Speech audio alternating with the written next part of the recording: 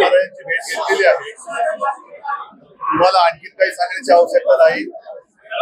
ठाकरे कुटुंबीय आणि छत्रपती शाहू महाराजांचे ऋणानुबंध हे माझ्या आजोबांपासून आहेत आणि मला आनंद आहे की याही पिढीमध्ये आणि पुढच्याही पिढीमध्ये ते असेच घनिष्ठ राहतील. आज महाविकास आघाडीतर्फे शाहू महाराजांची उमेदवारी जाहीर झालेली आहे. शिवसैनिक पूर्ण ताकदीने महाराजांना विजय केल्याशिवाय राहणार नाही, कारण हा महाराष्ट्राच्या अस्मितेचा प्रश्न आहे, मराठी अस्मितेचा प्रश्न आहे.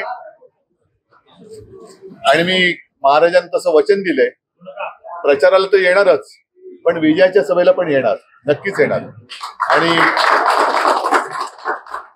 नुसतं एवढं बोलून नाही थांबलेलो, कारण मी माझाही स्वार्थ साधलेला आहेच. महाराजांकडनं पुढच्या संघर्षात जो आम्ही लढतोय, आपण सगळे लढतोय, त्याच्यासाठी विजय मिळावा म्हणून आशीर्वाद सुद्धा घेतलेला आहे. त्यांचे आशीर्वाद घेऊन मी पुढे निघतोय.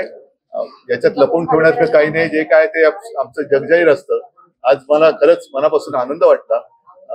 माननीय शिवसेना प्रमुख होते, मला वाटतं 97-98 साली, त्यानंतर आज मी इथे आलेलो आहे आणि यापुढे सुद्धा येत राहील. घ्यावी असं तुम्ही आधी